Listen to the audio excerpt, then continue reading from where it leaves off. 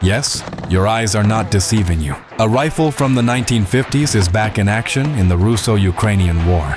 The legendary FN FAL has entered yet another war. And today, we've got a genuinely gripping generational conflict ahead, even more dramatic than the day your mom hear your music taste. Why does the Ukrainian armed forces need the FN FAL? And in what situations can it still compete with AR-15-based rifles? For decades, the world considered battle rifles a relic of the past, too heavy, too powerful, too awkward for modern warfare. They were pushed out by lighter, faster, and more advanced platforms. Above all, the AR-15, which gave birth to the M16, the M4A1, and most popular civilian carbines. And Ukrainians relatively recently developed their own take on an AR-based rifle. The UAR-15 is our Ukrainian vision of the time-tested AR system. So why has the FN FAL appeared on the battlefield again? Does this rifle have some secret advantage? Or maybe it's gone through a modern upgrade? First, let's briefly look at what the UAR-15 and the FN FAL actually bring to the table. The UAR-15 in 5.56 millimeters is actively replacing Soviet AKs in 5.45 millimeters, especially among Special Operations Forces and reconnaissance units.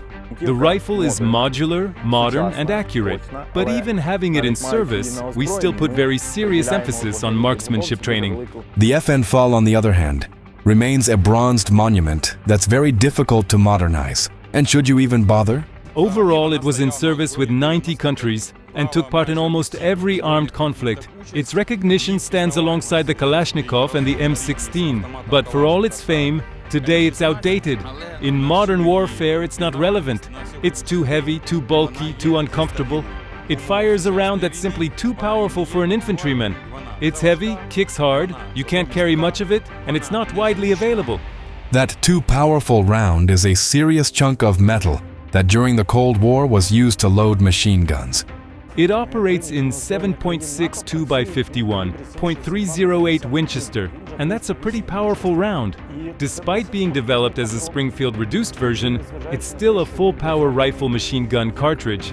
It's not an intermediate round like 7.62 by 39. It's not a low-impulse round like 5.56 NATO.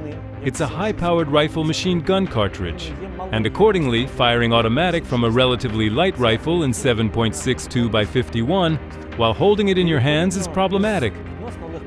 Well, the difference in ammunition is significant, which perfectly reflects the philosophy of weapon designers from different eras. But that's only the beginning. Ease of use is the foundation of effective employment.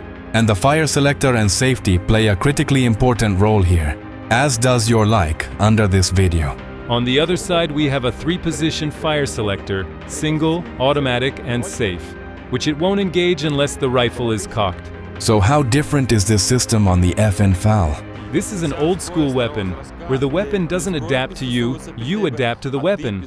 And its major flaw, if you quickly switch the fire selector and it lands in the middle, it won't lock into single or burst fire, and you won't be able to fire a shot. And to avoid drowning you in technical detail, let's look at these two from a user-friendliness standpoint. The rifle's construction is modular. The unit receives the rifle with iron sights, pretty decent ones, but the shooter can, if desired and available, mount any compatible optic. For that purpose, a Picatinny rail is mounted on the upper receiver, and the handguard is held with the non-firing hand, the one that doesn't press the trigger. And with the FN FAL, the firing hand situation has both a historical and a practical dimension. The FN FAL, given its history, was called the right hand of democracy, the right hand of the free world. Key word, right hand, exactly. If you're left-handed, if you shoot with your left, you're going to suffer. Although on the other hand, I've heard people say it's the left-hander's greatest fear. But practically speaking, if you're left-handed, there is a bit of an issue with magazine insertion. Because of this part here, you sort of have to, although you could just tuck it in like this. Overall, it's obvious that comparing a 70-year-old rifle against a modern one isn't going to favor the former, and the FN FAL loses to modern systems. But Brazilian volunteers fighting within the Ukrainian armed forces see it differently. The thing is, the FN FAL was among the first rifles transferred to the Ukrainian armed forces by allies. And it did its job. In the forested terrain near Kreminna, where drones have a hard time operating, small arms still very much remain in the game.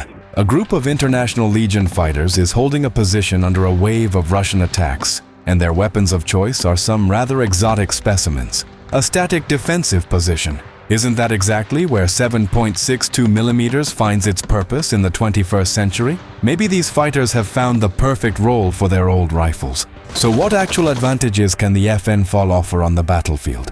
First, ease of maintenance. Some parts of the FN FAL are simply inaccessible to sand, dirt, and similar hazards, and field stripping the rifle is faster than the M4A1. The firing pin and the recoil mechanism are located in the stock. If we strip it right now, you'll see there's no recoil mechanism here, no spring, nothing. Because all of that is back here in the stock.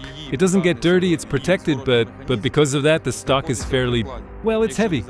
Second, the aforementioned caliber, which the enemy really doesn't want to be on the receiving end of. Because when fighting moves into tree lines, trenches, and forested terrain, where the enemy constantly hides behind trees, earthworks, and light cover, a powerful round starts to make sense again. That's exactly why some foreign volunteers still keep using the FN FAL today. Not because it's better than the UAR-15, but because modern warfare suddenly brought back the tasks that the battle rifle was originally built to solve. And the most interesting part here is that even the fighters who use the FN FAL don't try to make it into the perfect weapon. On the contrary, they understand its shortcomings perfectly. It's heavy, awkward, demanding of the shooter, but at the same time it has something that lighter systems sometimes lack, a sense of power and confidence in the shot, especially when engaging at distance or against targets in cover. So how would the UAR-15 perform under the same conditions? In a defensive battle in the forest, its advantages would be better rate of fire and lighter weight. But the UAR-15's true element is the assault. Modularity lets you bring the full toolkit, from thermal imagers to laser aiming devices for night fighting. The forest becomes a hunting ground for recon troops and special operators armed with the M4A1 or similar assault rifles. The generational gap really shows when you need to work with a red dot, a flashlight, and a strobe. Special operators clear positions and sweep out the enemy with their weapon operating on pure muscle memory. An almost intuitive feel for the rifle that's very difficult to achieve with the FN FAL. But the FN FAL was designed in a completely different era. Back then, there were no thermal imagers, no widespread use of red dots, no concept of night infantry, which today has become the norm for modern warfare. And you feel that in absolutely everything. The weight, the balance, the ergonomics. Even a simple magazine swap is slower and less intuitive. And the powerful 7.62 NATO round, once its biggest advantage, now creates problems. Heavy recoil, smaller ammunition load, greater shooter fatigue, especially in a prolonged fight. Right now, it's more of an exotic tool for defensive combat with some interesting features. On some rifles, you could mount rifle grenades. There was an option to fire them, but the whole process is too complicated. Even compared to the GP25 underbarrel grenade launcher, that fits on an AK pattern weapon, it's more practical. You don't have to change anything, reconfigure anything, or load any special ammunition. Also, you can't use just any grenades here. Only the ones specifically developed for this rifle by the Belgians. Only those grenades. That's impractical. It takes too much time, too many actions. Despite its age though, this weapon is still fighting.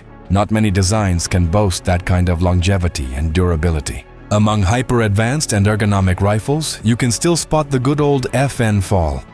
And that's perhaps the main paradox of modern warfare. Technology races forward at a furious pace, but war itself keeps dragging old solutions back into the light. Battle rifles too have unexpectedly found their niche. A small one, a very specific one, but a very real one. And yet modern warfare has shown not a return of battle rifles, but rather the limits of the AR platform's universality. Because despite all of the FN FAL advantages, the UAR-15 and its derivatives remain the primary weapon of modern infantry today. Not because of power, but because of versatility. They adapt better to night combat, optics, suppressors, and the modern small unit tactics that define this war. The irony is that both systems were born at almost the same time. but one became a symbol of the past, and the other a symbol of modern warfare. And yet the Russo-Ukrainian War found a place for both of them anyway. And if our channel has found its place in your recommendations, don't forget to subscribe so you don't miss new videos. Stay safe and support Ukraine.